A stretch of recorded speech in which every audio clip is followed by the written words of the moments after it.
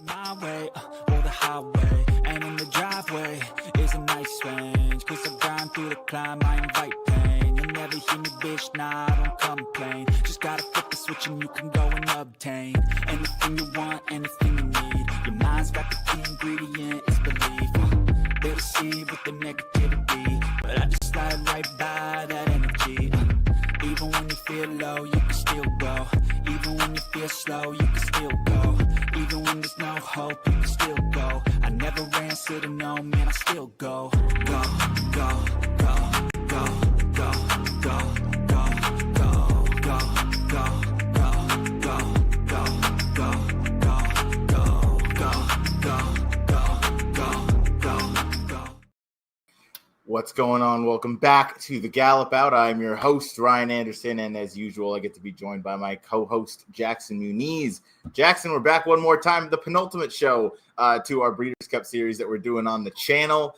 We got another fun one here. We're going over the Juvenile Turf Sprint, the Juvenile Fillies, and the Juvenile Fillies Turf, the Juvenile Fillies Turf and the Juvenile Turf. Some exciting races to go over. The 2-year-olds, so we gotta, get our way through those races and find out who we're going to trust and who we're going to try and fade.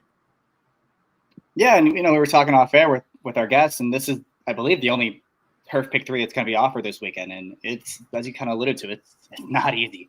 Obviously, the Juvenile Turf Sprint, I thought was wide open. The Juvenile Turf Fillies, depending on who you like, could potentially be wide open. And same with the Juvenile Turf. You got a big favorite that's stuck on the outside, so potentially 3 chaos races depending on how you want to look at it. So it's going to be really, really fun. It's going to be fun to dive into, and we do have our guest waiting in the wings. Jackson, we've had some stellar guests this weekend, or I guess it's Wednesday, this week, as I've completely lost what days of the week it is. From Rachel McLaughlin at Indy, we just finished with Andy Serling, Matt Bernier, Tony Kalo, many others that I'm not able to mention because the list is so long. But fair to say, I don't know that this would exist if it wasn't for our guest who I met last summer at the Del Mar Media Party, and then subsequently went on the seminar. A couple weeks later, you were on the seminar, and I, just shot my shot in the DMs, and now here we are over a year later. That guest is Frank Scatoni. Frank, my man, what's going on? Doing great. Thanks for having me, guys. It's such an exciting week. See so many, faces this week, Breeders' Cup weekend, Del Mar. I can't even speak. I'm so excited. Without a doubt, we all share that same excitement, and it's all about pacing yourself. We mentioned that. It's a long week leading up to it, and, it all culminates on Saturday. That's the farthest day away. We still have to get through Juvenile Friday, or Future Stars Friday, I guess is what they call it, and that's the races that we are going to dive into today. We'll stay away from the dirt races. We're going to focus only on the lawn at Del Mar, and we're going to kick things off with the Juvenile Turf Sprint. Always a fun race, always a little bit chaotic. We saw Arizona Blaze finish second in this race last year to a horse trained that I forget the name of, trained by Charlie Appleby and Godolphin in that event. My bad, I forgot the name. It's escaping me, and we're not going to get it back. But this year, we have more 2-year-olds. They're going the 5 furlongs over the lawn. Frank, how do you see this from a pace perspective? I don't think any horses really got, terrible post position draws in this race. But, of course, we will talk about, the next couple where I do think some, heavy favorites certainly got stuck out on a bit of an island there. But your favorite is True Love. So maybe we'll start the conversation around this one. Well, yeah, you mentioned pace and post position there. I disagree with you a little bit, Ryan. I think number 11, Schwarzenegger, and number 12, Lenny Liu, drew the short straw. They have no choice but to go from out there. And, they're both very, very fast early. I know Lenny Liu doesn't need the lead, but she's going to be latched right on to Schwarzenegger. He's going to be the lead blocker as he tries to angle over and clear the field. That's the only way I see him winning. So he's automatically going to be running a lot more steps than everybody else. And that means I'm expecting a very, very fast-paced, as is typically the case in these 5 furlong turf sprints. So I want to look for horses who can kind of track in a good spot, save a little bit of ground, and finish up. So I do anticipate a fast pace, and I do think the 11 and 12 are absolutely compromised by those far outside posts. just based on their running style. As for the favorite, True Love, looks very dominant on paper, but I thought it was very telling. I think David Aragona is probably the best line maker. Oh no, he is the best line maker in the business. I'm just going to say it. So the fact that he tags this one at kind of a lukewarm 7-2 gives me a little bit of pause. But what gives me even a little more pause is that I kind of feel like she is a horse without a distance, right? I know she's won at 5 furlongs, but I think she's arguably much better at 6 furlongs. And they were considering running her in the mile, right? So 5 furlongs or 8 furlongs, what are you going to do? You're going to shorten her up, or are you going to try and stretch her out? So those are enough question marks for me to want to take her on. And I could talk about who I like in a little bit, but I don't know if you guys agree with that assessment or not. Yeah, I'll start with you started towards the outside in Schwarzenegger. And I think based on last year, we saw Governor Sam draw the 11 post. He got sent out of there very aggressively. He was able to clear off. He ended up finishing third after getting passed by some runners who were able to save ground the entire length of the threat, or entire race pretty much, and then just tip out as they turned for home. I think Schwarzenegger is going to be the fastest horse through 5 furlongs. And with this not being the 5.5, I don't anticipate that being as much of a problem. He's going to have to get, caught in order to lose this race. But I do believe that Johnny V is going to be ultra aggressive from that outside post, going to cross and clear early. And we're going to see how fast he can go or how far he can go, because he is going to be going fast. Lenny Lou, I share your sentiments where I think that outside post is a severe detriment, because while she doesn't need to be on the pace, and she'll be stalking the pace, there's plenty of others that want to be in that position, and that kind of leaves Lenny Lou on an island out there. So I do believe that that's going to be to her detriment. Schwarzenegger, I think, is fast enough to cross and clear this field. And when you look through the past performances and you look at that second to last point of call, he's in front by open lengths. So I do think Schwarzenegger is going to be all right. Lenny Lou, I think, big detriment. Jackson, what are your thoughts on the outside draws here, including the number 10 Cyfair, who I really liked coming into the race? I like much less with the post draw. It's a horrible post. And even if you think Schwarzenegger is the best speed, he's going to have to work even harder to get over from the rail, which is going to allow the other horses on the inside that maybe are half a step or a little bit slower than him time to catch up and make it much harder for him to clear. I'm very worried about the post for him. I think he's going to be hung wide potentially. And if he doesn't, he's going to have to go too fast to get over on that outside post. And the same could be said for horses like the 10 and 12, who, as you guys mentioned, the 12 especially comes from just off of it. The 10 comes from way out of it. And you don't want to be 3 or 4 wide on this turf course. And you really don't want to be 3 or 4 wide on this turf course coming from dead last, because then it just kind of takes away from your late kick. So at the prices all these horses are going to be in this wide open race, I wanted to look elsewhere. And that even includes the 9, who, again, is also a little disadvantaged by the post. I also found it a little interesting that all the buzz is about True Love. This horse, this filly, she's so good. She wanted to ask it. She's this, she's that. Aidan O'Brien has 3 horses in this race. If she was really all that, would he bother bringing 2 others in here to compete against her? Maybe, maybe not. I just thought it was worth mentioning and worth considering at least. I think it's very worth mentioning. I think part of it goes into the fact that he hasn't won this race in quite some time. So I think he hasn't won this race as far as it's been the grade 1 or the grade 2 Breeders' Cup Juvenile Turf Sprint. So I think he really wants to win in this race. I've heard really good things about True Love. We've had Emmett Kennedy on this program. He spoke about True Love, and he thinks that 5 furlongs, 1, won't be in any issue, and 2, this is one of the top leaders of the turf sprinters in the Aidan O'Brien camp. And yes, he brought a couple over, but I think that was maybe more for safety. You got to take into account there's still the post draw, where True Love did get a bit of a wide draw, but I do think 9 isn't as bad as a post as maybe some others, as we just talked about, in the 10, 11, and 12. And then secondly, I think just the overall, when you have 2-year-olds, they can jump up and pass each other. He has 2-3 runners in all the Group 1s overseas. I think him just bringing over a collection of horses for this race, and for really all the races, I think it makes a lot of sense. I think it's just kind of his MO as he goes along. And it adds to the Aidan's Army aspect in the mornings as well. If we're a couple horses short, it doesn't look as menacing. Yeah, I mean, I want to just say one thing about number 10, Cyfair. I don't think the post is as big of a deal as you guys are making that out for 2 reasons. One, you have the best jock in America riding, so he will find the right spot. And 2, this horse has shown enough tactical speed where Ortiz can go and find a spot. Or if you look at that last race, this horse was very comfortable sitting off the pace. He could kind of suck back and angle over. But I do agree with you, Jackson. You do not want to be 3-4 wide stalking around the turn. That is just not the winning trip. I would like to see Cy-Fair just kind of get over, sit, maybe in the second or third flight, but like in the 2 path with no one outside of her. And that's the other point. There are 5 fillies in this race. And this is a guns blazing out of the gate, roughly run race. Horses going to get in trouble. You have to have a strong constitution to win this race. I mean, we saw with the Charlie Appleby horse last year. Again, forget the name, but like you got to kind of like play Frogger, like you're crossing the street, moving out of the way. You don't want to get run up on heels.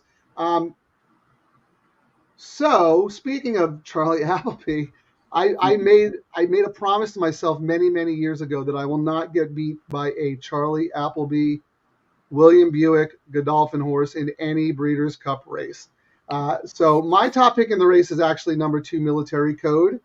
I know on paper this horse looks a cut below some of the ones that we talked about, but I thought that last race at York was a major, major step up, and the horse did it on good to firm ground, which obviously he's going to get that today.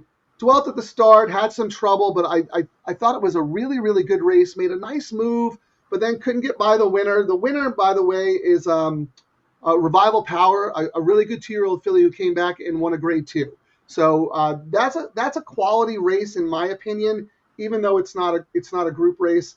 I have to think that this horse is going to be ready. I think at 12-1, where all the fillies are going to take the lion's share of the money. I just thought that horse was a good gamble, especially drawn on the inside. And we know that Buick knows how to ride this turf course very well. So that was kind of my sneaky pick. And then since we were talking so much about True Love, we might as well talk about the horse who finished second to her a couple of times, and that's Havana Anna, who I think is going to trip out perfectly. I think she is a legit 5-furlong animal.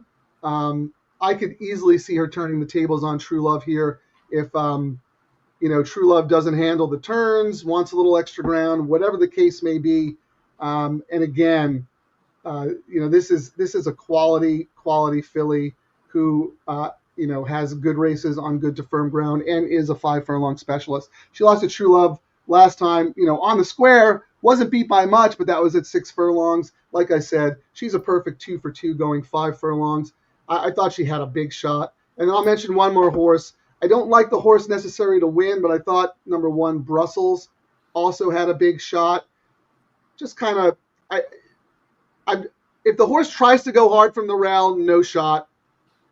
I'm kind of hoping that Sumion is just patient, kind of sucks back a little bit, saves ground, let Schwarzenegger and Lenny Lou kind of stretch out the field a little bit, and then just save ground and look to pounce on the way home. Again, this is one of the other O'Briens that we talked about. I thought this horse had a little bit of a sneaky shot if the horse gets the right trip. So those are the ones that I'm kind of looking at, but by no means is this an easy race. Not at all. This is never an easy race. The Juvenile Turf Sprint is always one of the toughest on the 2-day card in the 14 races for Breeders' Cup. Brussels was mentioned by Emmett Kennedy. This is a bit of a interesting look from the jockey's perspective. As we know, the European jockeys, they are typically contracted and they typically go in, order of preference. Wayne Lorden has the first call for Aidan O'Brien with Ryan Moore sidelined with an injury. Wayne Lorden chose to ride True Love, and Christophe Soumillon is going to take the ride on Brussels. Emmett Kennedy thought that was just a little bit interesting. And while he thought Wayne Lorden was going to pick True Love, overall, he still said it was a little bit interesting to see that when that actually panned out, because he does think highly of Brussels, and Brussels drew really well on top of that. And that might be the great equalizer in these turf sprints. They're always very difficult. And we've talked about how important it is to save ground. And that point continues with number 2, Military Code, that you mentioned. They won this race last year. And I would argue I almost trust Appleby in these turf sprints more than I trust Aidan O'Brien. He's shown that going longer is certainly his forte. He has a dominant record in, the Breeders' Cup Juvenile Turf and the Juvenile Fillies and the Breeders' Cup Turf and the Filly Mare Turf. He has win after win after win. The Breeders' Cup Mile on turf, Applebee's won 3 of the last 4. Turf sprints and the sprints, you always see the boys in blue there towards the finish. So I do think this might be Applebee's game. And I'm with you on military code, where I do think this one deserves a really big shot. Jackson, what are your thoughts on these and any runners we haven't talked about yet, maybe in the middle of the field? I mean, the only real opinion I have in this race is on the number 1, Brussels. I think he's in with a really good chance in here. Like we mentioned, I just found it a little interesting that O'Brien bothered to send a couple others over. If True Love was really this, the lock of the, not that she is the lock of the day, but if she was really that good, he wouldn't be entering other horses in this spot. I went back and watched the replay at Newmarket, and I really liked what I saw from him. He was fast out of the gate. He was able to hold up behind horses, which is going to be so key with him drawing the rail, because he got cover in that race. He just sat behind. When it was time to go, he went right around him, came with his run, and he just missed. He missed by nose in a grade 3. The race before that, he was second in a grade 1. I mean, he got class lines that give him a shot in here. I like what I've seen tactically from him. I think he's going to get a good trip in here, and he's going to be a bit of a price. So he's really the only horse I was kind of interested in this spot. This is a very, very difficult race. So I'd kind of just, lightly plant my flag here and hope I can connect the dots in this spot. This is a very difficult race. And I did some more looking into this morning in preparation for this show, and because I haven't done as much work for Friday as I have for Saturday. Primarily, this race is the one that I needed to catch up on some work. So I was watching that same replay you were, and I think this might be a little bold. I think I found my star list for this year. Oh, God. Listen, hear me out. Aspect Island comes out of the exact same race as Brussels last time out. Is projected to sit a similar trip. This one is speedy, can be forward, but has also shown a little bit of ability to come from off of it. And I think this one can track the pace a little bit. Drew nicely in post position 4. And again, this is one that's going to get overlooked. You have plenty of Aidan O'Brien horses in here. You have the Applebee's, you have the big guns that show up. But these European bred horses, they seem to kind of exchange form. We've heard from Emmett Kennedy that the turf sprinters over there are just so unreliable and they're quote unquote rubbish. Now, he was mainly talking about the older ones, but the younger ones have had plenty of upsets go on as their campaign has unfolded. I think this one, Aspect Island, Frankie Dettori's aboard the ride, going to be forward, cut back to the 5 furlongs last time and clearly handled the trip. That was also over the good going. 3 back on the synthetic, handled that pretty well. And I do believe that this is another one who's going to like that firm going this Friday. I'm going to take a shot with Aspect Island. It's a wide open race. He drew nicely. Excuse me. I gotta take it. Starless was also number 4 last year, so we're going to run it right back. But no, all jokes aside, I do think Aspect Island has a big shot in here. Yeah, I think if anyone who lands on a Euro is going to be in with a shot. My knock on that horse was, to your point, the horse does have speed, and I thought maybe would be a little too close to the pace, or the hand might be forced a little bit. While Schwarzenegger and Lenny Liu and maybe a couple of others are trying to come over, I thought that horse might get the worst of it.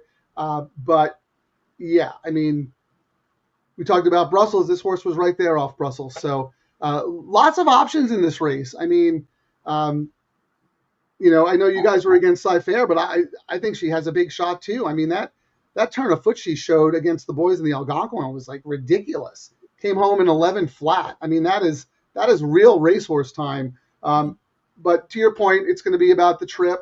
But these races are always about the trip, right? I mean, how many times over the summer at Del Mar do we see that? It's not always the best horse who wins this race. There's very little margin for error when it comes to these 5 furlong turf sprints.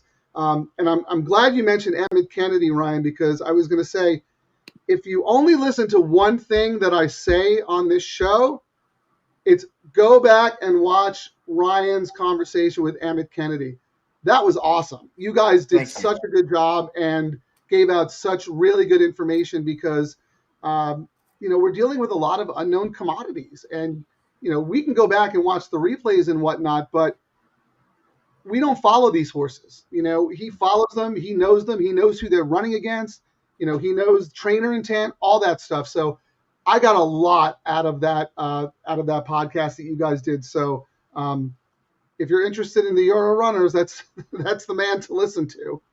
Absolutely, he is. He's one of my favorites. Him and Davy Lane, two European punters that I have high regard to, for. If you still have 2.5 hours left in your schedule, I recommend that you go watch it, because we tried to cover as many turf runners as we could. But man, it is, turn that thing to 2 times speed, 3 times speed. Dial up that playback speed. You can speed through it a little bit quicker. But that's what I did. There is a plethora of information in there, and all of it is useful. Emmett follows these horses as closely as we follow the USA runners. So combined, I think our knowledge goes a long way. And again, Emmett, one of the best guys in the game. So thank you for that, Frank. I do appreciate it. Anybody else have any other runners to talk about in the Juvenile Turf Sprint before we move on to the Juvenile Fillies Turf? No, I mean, this is one of those races where if someone came up to me and said they had a case for this horse, I'd kind of be like, yeah, I get it. I mean, you can legitimately make a case for all 12 horses in this field. I would just be a little hesitant to take too short of a price on someone, no matter who you like. Yeah, so Jackson, at the top of the show, you mentioned that this is start of the all-turf pick 3. Are you just going to plant your flag with your horse, or will you maybe play another ticket that's a little spready? I would just plant my flag. This is one of those races where if it's not him, it could be any of the other 11 horses, and I don't even want to try to narrow it down besides him. So I would just plant it right here. I think that's probably wise. I don't know if I'm playing the sequence yet, but if I did, I would probably play a ticket that singles the 2 to start, and then play another ticket that's a lot more spready, with other tight going forward. But it is a fascinating way to kick it off. And I mean, five fillies showed up. They might have to start their own division next year if one of them doesn't win this year. So, we are getting close to that possibility for sure, with the amount of competition in these races. Jackson, we got to keep the conversation with you. If you're going to plant your flag in that first leg of the Turf Pick 3, there's a heavy favorite in the Juvenile Fillies Turf, and she drew way to the outside and Precise. Now, she is supposed to be the goods, much like Lake Victoria was last year. Let's remember, Lake Victoria drew the rail, and even though it took her maybe a little longer than some people wanted to get out, when she got out, the race was over. Precise and the jockey Christophe Soumillon going to have to work out a much better trip than Lake Victoria was kind of awarded last year. I would imagine this must mean if you're going to plant your flag in the Juvenile Turf Sprint, maybe you're going to try and beat this favorite? I think I probably will. Yeah, listen, you guys probably know more about this filly than I do. I'm a little concerned about what she's going to do from that post. Because is she going to try to go forward from there, or is she going to drop out the back? And I feel like you probably have to do one or the other because you drew so far out there. And maybe she's just that much better and can win from mid-pack going 3 wide on both turns. It's a very real possibility if she is as good as advertised. But in a race that features 13 horses, it's a grass race, it's 2-year-old fillies, it's chaos, I would be looking in other directions to try to beat this filly. I'll tag in real quick before I get your thoughts, Frank, but I'm gonna refer back to the episode with Emmett Kennedy where I asked him about this, because she's shown a variety of different run styles in her brief career to this point. And he said, yes, I do think she was the type of filly to kind of get forward, get prominent in the race. But then in the turf mile, Christophe Soumillon took her basically all the way back and came with that one run. And that seemed to really, emphasize that late kick that she has. So something tells me Soumillon might do that again in this spot. I think that's the easiest way to kind of ensure that you're going to save ground, get cover, and get a better trip. And I think I brought up to Emmett that, can she win if she's in that 2-wide stocking trip, just a 2-wide trip around there. He seemed to think even 3-wide going, around there wouldn't be an issue. He thinks that the buzz on this filly is real. He thinks that she is very, very, very talented. Seeing her in the morning, she looks pretty amped up. I don't know that she's going to be able to go all the way to the back. She's been pretty squirrely out there, but she is a 2-year-old. But all that to say, Emmett spoke very highly of this horse. Everybody that I've talked to thinks that this one is the goods. Even Aidan O'Brien in that interview on HHH Racing that they did, Emmett Kennedy's podcast as well. If you read between the lines, I think Precise is as good or just as good as Lake Victoria. So that's something to think about, especially if Soumillon takes her back and makes that one powerful run. What is that? I'm less concerned about the post here. Last year, the outside post did perfectly fine. I don't know if I thought I was talking to you last year, Ryan, in the tournament room. And we were talking about some horse, and I made some joke, and I was like, oh, yeah, the 14 post is really good on the turf, right? And we kind of laughed. And then Dennis DeCauer, longtime terrific tournament player who I've known for many years, and his opinion I respect. He said, Frank, that's the knee-jerk reaction that everyone has. You would be surprised how better these outside posts do than people think. Yeah. And then we saw horses, I mentioned this on a little spot that I did with Pete after the draw party. I saw that. Yeah, I mean, 12 posts, 9 posts, 12 posts, and then go back and look at the charts, and you have horses from the 10 and the 11 posts, filling out the superfectas and, finishing second or fourth or whatever. So if you really, really like this horse, I would not let the post put you off. Mm-hmm. My bigger concern, and this is something that John Doyle mentioned, Optics did a podcast yesterday, and you guys know I'm a big believer in Optics. I use it a lot, and if you look at their trip notes for this horse, gait, off a little slow, green, again, little gait, a little green. And you mentioned, Ryan, that you've seen her and she's a little squirrely, right? So maybe she has some slight mental, maybe she's not fully racehorse mind and she's just doing this all on raw talent, which is kind of scary because once her mind catches up, can you imagine how good she's going to be? But I think that's just enough to maybe look elsewhere here because she might be shorter than 6-5. I mean, look at her body of work. She's been dominant. She has been. She's 4-5 overseas, and this was a few days ago. Yes, the post position draw, maybe you'll get that 6-5. There is a chance, but you brought up a really good point. Turf routes, it's really not that big of an issue. People make a big deal out of it because they see likely the turf sprint numbers where last year, they were won from post positions 1 through 4 in first and second place. Post 1 through 4 held the exact in both of those turf sprints. Going long, you had Rebels Romance from post 11. You had Moira from post 10. You had Henri Matisse from post 13. Right. You had Tescore finish second at post 13. You had these horses who they drew out wide and they still managed to save enough ground and to come with that run. So I'm with you there where I don't think post position is going to be a huge detriment. And that's kind of why I'm going to center all of my tickets around Precise. I do believe she's the goods. And we're going to get to another heavy favorite in the next race, but we'll stick on this one real quick. Yeah. Jackson, Terry Frank, good buddy. And he's going to be out here as well. He asked who your horse is in the turf sprint. The turf sprint? The turf sprint. Yeah. He got here. Oh, that was Brussels. Yeah. There we go. Yeah. All right. We'll go back I always love to see Terry Frank show up because, of course, we know Texas Terry and I'm Frank. So I think that guy's got the best name in horse racing, Terry Frank. Without a doubt. All right. We'll stick to the Juvenile Fillies. Let's get this real quick. Does it worry you about Precise that everyone's just going to automatically assume she's Lake Victoria 2.0?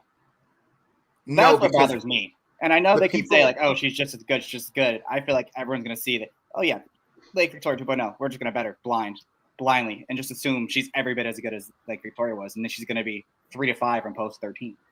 If it was just the U.S. handicapper saying so, 100%. But I've heard, Emmett Kennedy speak very highly of her. Aidan O'Brien said, I think, quote, she's good.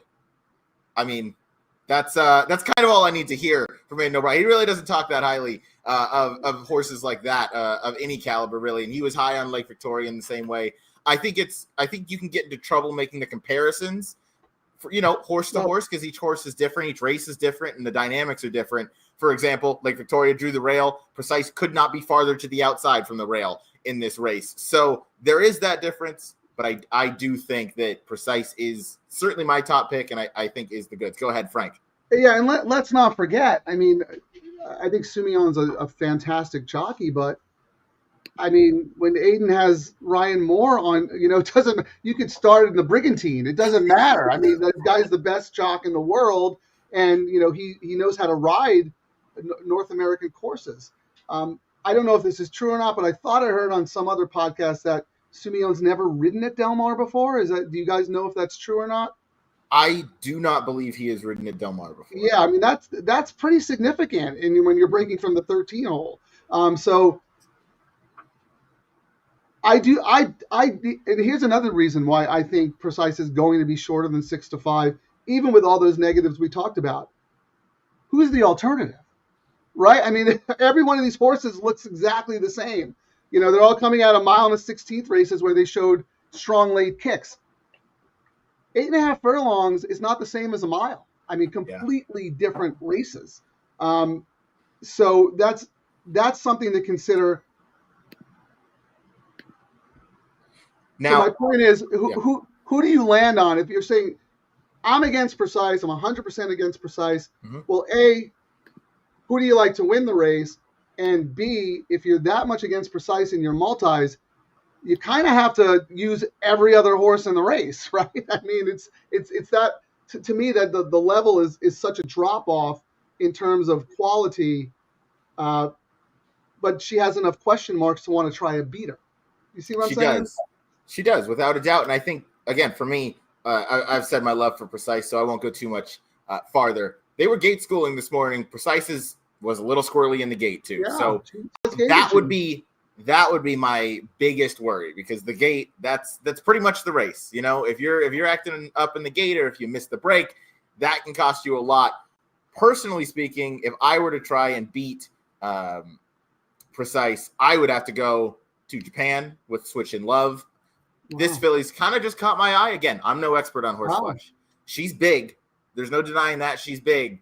But Yoshida Yohagi ships in here very well to Del Mar and very well to the U.S. He has never been out of the money in any of the races he's run on U.S. soil. I believe it's 5 for 5 in the money again. And he has a couple of wins, obviously March Lorraine and Loves Only You in the 2021 Breeders' Cup, where, they really had a fantastic turnout. And then Forever Young just last year finished a hard-charging third, and I believe this is his year, but we'll get to that maybe a little bit later. My alternative pick is going to be Switch in Love, and I'm with Jackson, where, like, if I'm not going to single Precise, I would probably have to go with Switch in Love and just plant my flag there, hope I'm right, because, Frank, as you mentioned, it is wide open outside of her. So I want to hear from you guys. Who would you guys use instead of the favorite? Frank, go first. Yeah, well, like I said, I think if you ask 10 handicappers, okay, if it's not Precise, who is it? You might get 10 different answers. I can make a case for all these horses, but that's because they all kind of look the same to me. And again, do not underestimate 8.5 furlongs is far different race than a flat mile. So I was going to kind of look for something outside the box. Not necessarily those 8.5 furlong horses. I kind of like number 5, Final Accord. Coming out of 2 sprint races where she's looked so good in each of them, I thought her win in the Matron was absolutely phenomenal. She showed a burst, a good turn of foot. She gets Jose Ortiz to ride. I think that kind of stretch out to a mile, she has a lot more upside to move forward in a big way than the others who have already proven themselves at 8.5 furlongs. I think they all kind of run the same race. To get a big leap out of all those other horses, I'm not seeing that as much as Final Accord. I think she can move forward in a huge way, and no one's paying attention to her because she's never routed before, but she certainly acts like she can. And that turn of foot that she showed in that turf sprint was just eye-catching to me. But then again, like I said, I can go down and give you cases for 8 others in here. Are we watching? We're watching the Grade 3 Matron right now as they're coming down the stretch. Jackson, who would you go with trying to beat the favorite in Precise in this race? No, I'm with Frank. This is my long shot for Friday. I think she's in with a massive shot. And I think what's not being talked about enough is, at least of the American horses in this race, there's really not much speed. And isn't she stretching out from these sprints just going to sit the pocket at Del Mar? And it's a Triple C win over and over and over again. And look, she was awesome in that race. She won that race very, very easily. The number is probably pretty reliable. Royal Testament had back-to-back 80 buyers going into that race. Now this filly final quarter has paired up those buyer tops. She's stretching out, which is based on her pedigree. She's probably supposed to at least run just as well, if not better. And it's just her third start. I think there's a ton to like about this filly, and she's going to be a very big price in this race. I certainly have. I have Final Accord as a B along with Switch and Love as well. Watching the replay of the Matron, you can easily see why. Once she kind of got her wits about her and straightened out, I do think she's obviously new to this. That was only her second race, so she's still learning what to do. But you can tell just based on raw ability, when she gets in the clear and she gets going, I mean, all Junior had to do in that race was get her in the clear, and he was pretty much wrapped up. And that was a pace that held together. And you saw how far back Final Accord was. And that race was on October 2nd, a time at Aqueduct where there hadn't been a lot of rain yet. You know, there wasn't a whole lot of give in that turf. It was pretty firm, and we saw horses go wire to wire on that outer turf a lot. So for Final Accord to make up that kind of ground and do it with the relative ease that it looked like she did it with, I think that goes a long way. And hey, Gary Barber and those Pink Silks and Mark Cassidy, I feel like they've teamed up a couple times for some massive upsets at the Breeders' Cup. So certainly one that I think people should pay a little more attention to. Jackson, I like that live long shot. Yeah, I'll give you one more. Just I think it's interesting at a price. If we go towards the inside, one of the other Euros, number 2, is Queen of Hawaii. I thought was a little interesting. And if I remember correctly, Leopardstown is the track in Ireland that is similar configuration to Del Mar. I should probably double check that with Pete. I swear Pete told me that before. So can you repeat that? You froze up on screen. If I remember correctly, Leopardstown has a similar configuration to Del Mar, and I probably need to double check that because it may have been a different track, but I'm almost positive it was Leopardstown. So she's won around left-handed bend before. She's a horse that came right back and won a grade 3, and she did that in August, and she has not been seen since. I got to think they said, okay, we won this race. We're going to target the Breeders' Cup. We have a filly that is able to handle these turns, that it's able to be forwardly placed, that it's able to sit the pocket. I think she's going to get a really good trip in this spot. I think, like I said, it's been the target all along. And I think she's another fit that is pretty interesting. And I know the time form ratings aren't necessarily the best indicator, but if you look at what she was running in August compared to what Precise was running in August, they're pretty similar. And if you factor in, 3 months maturation or 2 months, whatever it's been, then why can't she be right there too at a much, much better price? I like that point. And to your point on the time form ratings that we see, I did ask that to Emmett Kennedy, and he said that you can compare those numbers as it relates to the overseas runners. So if you compare those numbers and they look similar, that is the same rate. Now it's not the same rating as the time form US figs that we have here. Right. So that's an important distinction to make. But the overseas ratings that we see, you can relate those to one another. So you bring up a good point that their numbers are pretty close together. And I remember hearing the Leopardstown comment, which I think you made last year, and that sounds right. But we should probably text our boy PTF and confirm that. Yeah. One more long shot that I would like to talk about, if we are going to try and beat Precise, that's the Rail Runner. First, Jorge Ruiz, great rider. Johnny Velasquez, fantastic. I mean, Hall of Fame, and he has been unconscious the past 6 weeks. He has been riding lights out. He has been giving masterful rides and reminding us all that he is pretty ageless at the moment. I think Ultimate Love drew really, really well in this field. Obviously, getting the rail, I don't think is going to be a problem. And who knows what she's faced up at Laurel Park, but she's destroyed them. And she's done it all the right way. She comes in here for Michael Trombetta. I think this is another very live long shot. And you see Aragona has a lot of respect for this filly. 8-1 on the morning line into the teeth of a horse like Precise. That's, I believe, the third choice on the line. So she's getting some respect from a morning line maker. I know all three of us have hold in high regard. I think the rail draw only helps her. I think she's going to save all the ground. If she has the horse, Johnny V is going to make sure she gets that split and she gets, her chance to showcase that turn of foot that she's put on display before. Yeah, I absolutely think she's a contender. And I heard David say on some other thing, show or something, that Trombetta does. He's not someone to just ship to ship. Mm-hmm. He very rarely ships. And when he does, it's with good intention. He's not the kind of guy who will overspot his horse in a grade 1 just to run in the grade 1. And look, she's going to get the dream trip, right? She probably wasn't facing all that much in the Mid-Atlantic, but if you go back and watch her races, she sure looked like a good thing. I mean, she did it correctly, and she looked very stylish doing it. I'm also going to throw out number 9, Time to Dream. I think of of those horses coming out of those 8.5 furlong races. I mean, this horse's final kick is ridiculous, absolutely ridiculous. Has a win at a mile, so I think this horse more than maybe some of the others won't mind the cutback so much. The only concern is, we talked about the pace of the race. It's not a lot of pace on paper. We'll see. We'll see how it shakes out. That's another reason why when Jackson mentioned the Marcassi horse, who I also like, that horse projects probably the best trip in the race. But I just think number 9, Time to Dream, is a really, really good quality filly. 5-1, maybe not such great shakes, but it goes back to the point that I raised at the top of the discussion. If you're trying to be precise, who are you beating her with, right? We can go through the field and make cases for all of them, but they also have knocks, so it's a little tricky. But I'm with Jackson. I think I'm going to spread in the first leg.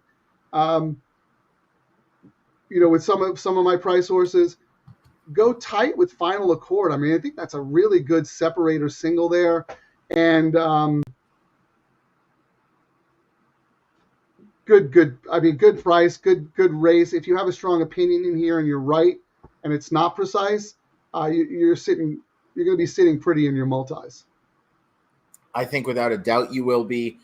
Final Accord, very aggressive place to take a stand. But hey, I'm not talking you off of anybody. Precise drew wide. You don't know what she's going to do out here. These are 2-year-old fillies. They're very volatile.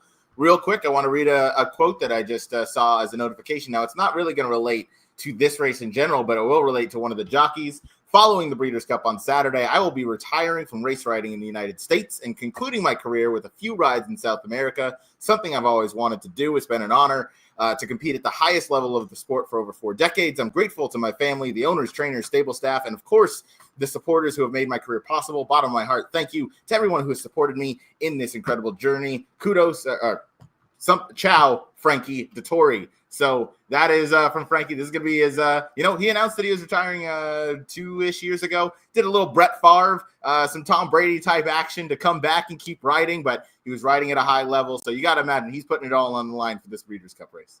All the jockeys retire about 8 times in their career before they actually really hang it up.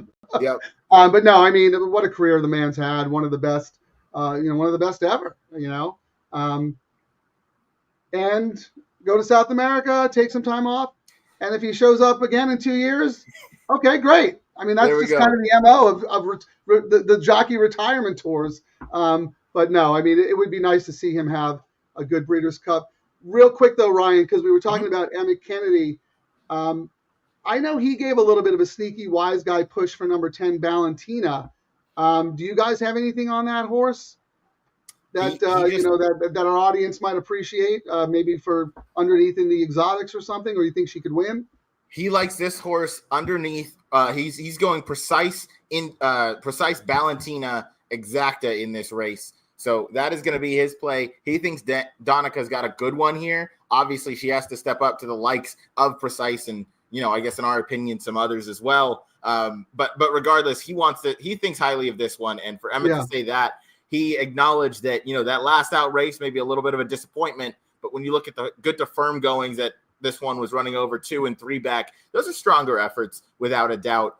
I encourage everybody to go back and listen. This was pretty early on in the show that we talked about Valentina and Precise. So you don't have to go, scrubbing through the entire show to find this one. Just 2 times speed it, get to the Juvenile Phillies turf. And he has a good conversation. And he emphasizes all the points that he really likes about this runner.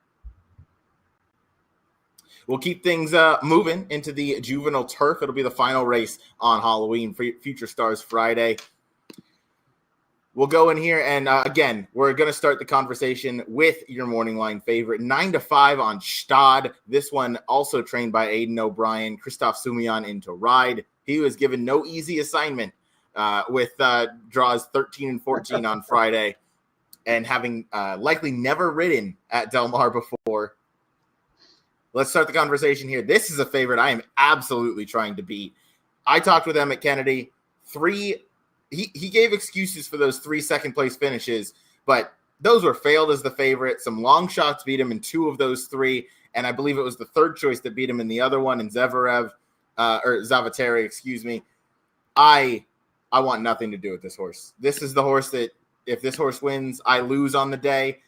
When I see a favorite fail 3 times in a row, you can't make, valid excuses unless this horse is getting bumped and, clipping heels or something dramatic. And that wasn't the case here. This was just the horse either got run down late or the horse was maybe a little too wide. Like I didn't hear the excuses that are anywhere close to valid. So this horse will be nowhere near my tickets. Even underneath, I want nothing to do with this horse, let alone the fact that this horse is going to be trying a mile in the turns for the first time. So not for me. What say you guys? I'll let Jackson go. Go ahead, Frank. No, I mean, to be honest, this is the race I still need to do a little more work on, but I've heard very conflicting things about this colt. Some people either are really in his camp and think he's been facing the grade 1 horses overseas, and yes, he's been losing as a favorite, but he's been losing by less than a length against legit grade 1 horses overseas, as I said. And other people are kind of towards what you have been saying, Ryan. Like, you shouldn't be losing these races. You should at least have won at least one of those.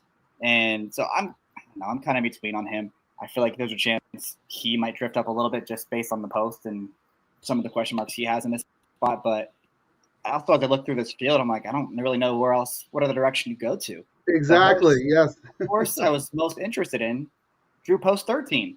And so he's going to have a tough time of it too, the California horse. I'd be really interested to see if Frank likes the 5 just because of the name. Maybe he can talk about that in a second. I do. Yeah, let's talk about the 5. Let's be frank. Yeah, that's the problem. To your point, the Gestad, like, even though, Ryan, you made a case against, losing those Group 1 races overseas, when I look through the form and, one of my 3 top picks is still a maiden, that just tells you the quality of this field. It's right.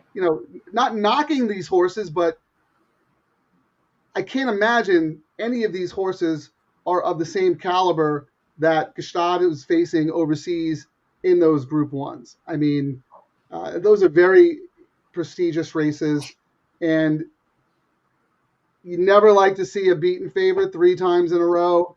But again, you look through this field, I got Let's Be Frank, strong closing times, gets the leading rider here in Southern California who knows this turf course very, very well. You make a case for that horse. I'm not saying that's my top pick. I look at number 8, Stark Contrast. I can't even imagine a world in which I would even make a case for a California turf horse in the Breeders' Cup, but this horse has done nothing wrong. I mean, came home in 23 flat last time.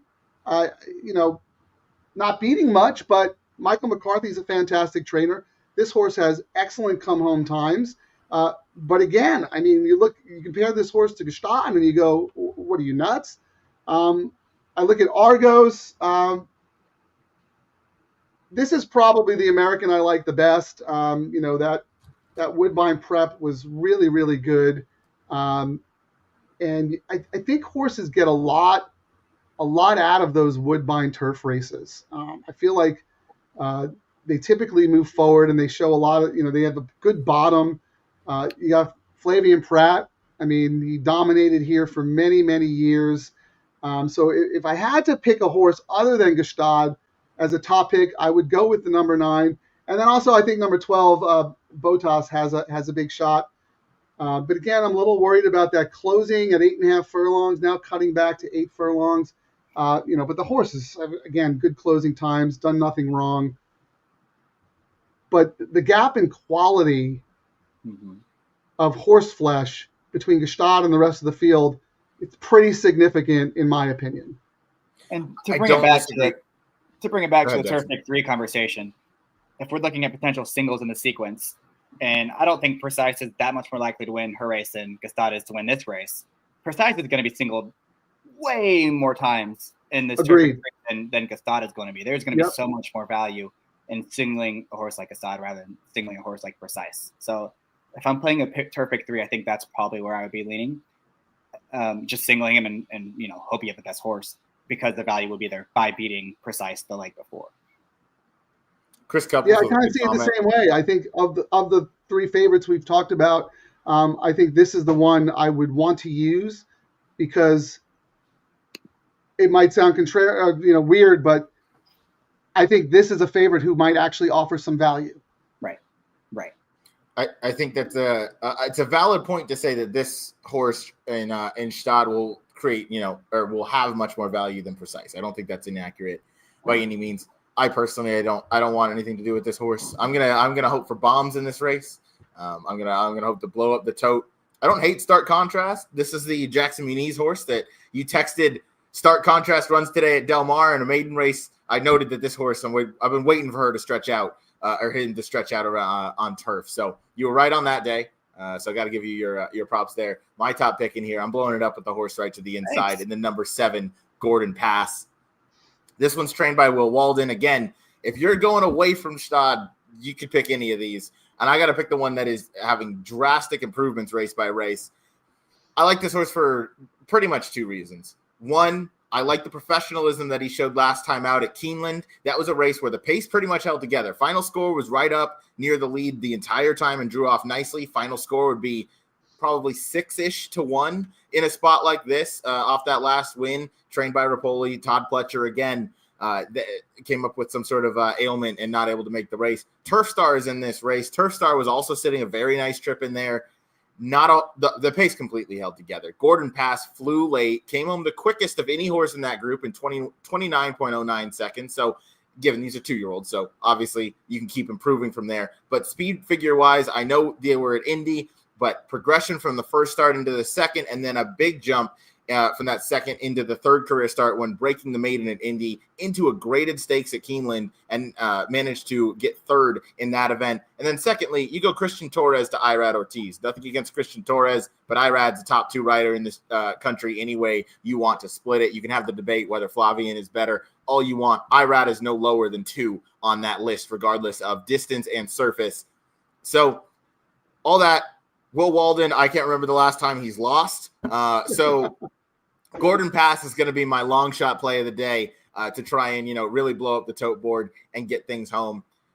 Stade is not for me.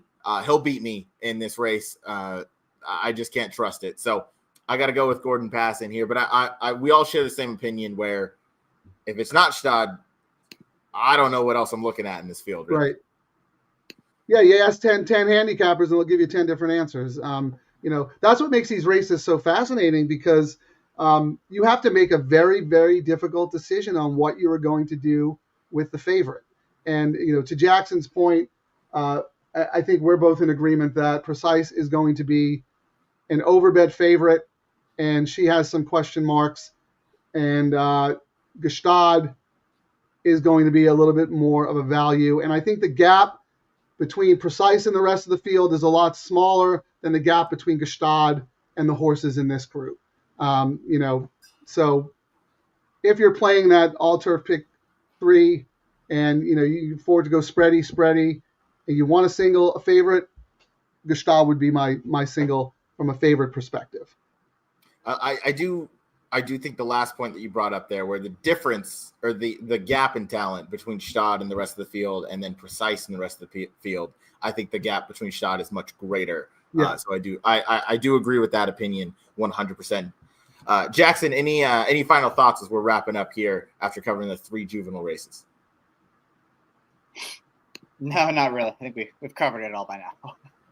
All right. I think we covered most of it. Frank, thank you as always. All topped out, man. You guys have been doing such great work all week. We talked about last night. Like at this point, though, like I'm basically done handicapping. Like Yeah. I can just think about the betting and that's it, and that'll be good because there's going to be so many distractions by the time we get to the track on Friday. Yeah, that's 100% correct. And honestly, I love doing all these shows. It's a ton of work and it is exhausting. But you have the conversations about all these races that you have your handicapping opinions. I get the opinions of others that I obviously hold in high regard. And I get to just kind of, mull those over. The handicapping's done. The work is done. Everything's been put in. And now it's just, continuing to gather information because that's always useful. But at the end of the day, it's having that conversation. You get to talk through all the different process. You get to hear new vantage points and new viewpoints and opinions from, again, people you respect in the business. So it's a lot of fun. And now it's just all about the betting. Yeah, that's exactly it. So when you come in on Friday, you've already got all the thoughts in your head. It's just Now you get to focus all of your mental energy on how to bet your opinions efficiently. Exactly. And if you don't have a game plan, a little bit of a roadmap of what you want to do, you're going to be in trouble because, to Jackson's point, it's a lot. There's a lot of distractions. There's a lot going on, and it's not a selection game. It's a wagering game. So you could have 8 winners and lose to the guy who has 1 winner. So Yep. It's all about the betting. So having all these opinions early in the week and being able to have a good idea of the horses you want to key in on, and then building your day around certain horses, that's the way to go. 100% it is. Frank, thank you so much for taking the time to join us. Jackson, thank you as always.